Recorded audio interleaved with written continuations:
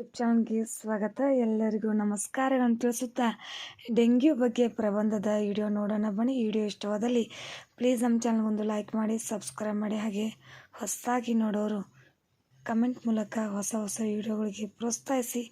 ಹಾಗೆ ಶೇರ್ ಮಾಡಿ, ಕಮೆಂಟ್ ಮಾಡಿ, ಸಬ್ಸ್ಕ್ರೈಬ್ ಮಾಡ್ಕೊಳ್ಳಿ ಅಂತ ಹೇಳ್ತಾ ಡೆಂಗ್ಯೂ ಬಗ್ಗೆ ಪ್ರಬಂಧದ ವಿಡಿಯೋ ನೋಡೋಣ ಬನ್ನಿ. ಮೊದಲನೇದಾಗಿ ಪೀಠಿಕೆ.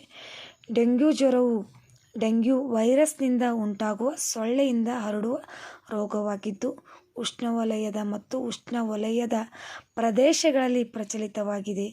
ಇದು ಆಗಾಗ ಲಕ್ಷಣರಹಿತವಾಗಿರುತ್ತದೆ. ರೋಗ ಲಕ್ಷಣಗಳು ಕಾಣಿಸಿಕೊಂಡರೆ ಅವು ಸಾಮಾನ್ಯವಾಗಿ ಸೋಂಕಿನ 3 ರಿಂದ 14 ದಿನಗಳ ನಂತರ ಪ್ರಾರಂಭವಾಗುತ್ತದೆ. ಇವುಗಳು ಹೆಚ್ಚಿನ ಜ್ವರ, ತಲೆನೋವು, ವಾಂತಿ, ಸ್ನಾಯು ಮತ್ತು ಕೀಲು ನೋವುಗಳ ಮತ್ತು ವಿಶಿಷ್ಟವಾದ ಚರ್ಮದ ತುರಿಕೆ ಮತ್ತು ಚರ್ಮದ ದಂದುಗಳನ್ನು ಒಳಗೊಂಡಿರಬಹುದು. ಚೇತರಿಕೆ ಸಾಮಾನ್ಯ.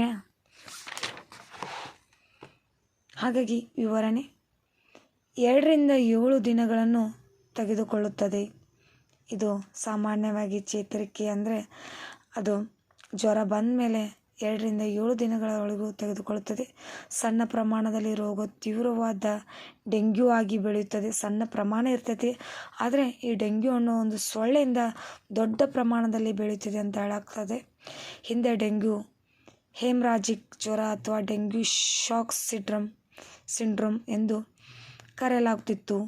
ರಕ್ತಸ್ರಾವ, ಕಡಿಮೆ ಮಟ್ಟದ ರಕ್ತದ ಪ್ಲೇಟ್ಲೆಟ್ಗಳನ್ನು ಅಂದರೆ ವೈಟ್ ಪ್ಲೇಟ್ಲೆಟ್ಗಳಂದರೆ ಬಿಳಿ ರಕ್ತ ಕಣಗಳ ಕಮ್ಮಿ ಆಗ್ತವೆ. ರಕ್ತದ ಪ್ಲಾಸ್ಮಾ ಸೋರಿಕೆ ಆಗುತ್ತೆ ಮತ್ತು ಅಪಾಯಕಾರಿ ಕಡಿಮೆ ರಕ್ತದೊತ್ತಡದಿಂದ ಡೆಂಗ್ಯೂ ವೈರಸ್ 4 ದೃಢೀಕರಿಸಿದ ಸೆರೋಟೈಪ್ಗಳನ್ನು ಹೊಂದಿದೆ.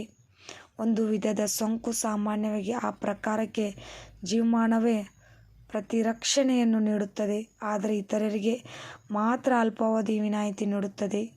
ಕೊನೆಯದಾಗಿ ಉಪಸಂಹಾರ ನೋಡೋಣ ಬನ್ನಿ. ಡೆಂಗ್ಯೂ ಜ್ವರಕ್ಕೆ ನಿರ್ದಿಷ್ಟ ಚಿಕಿತ್ಸೆ ಇಲ್ಲ. ಸೌಮ್ಯವಾದ ಪ್ರಕರಣಗಳಲ್ಲಿ ಚಿಕಿತ್ಸೆಯು ನೋವಿನ ಲಕ್ಷಣಗಳ ಚಿಕಿತ್ಸೆಯಲ್ಲಿ ಕೇಂದ್ರೀಕೃತವಾಗಿದೆ.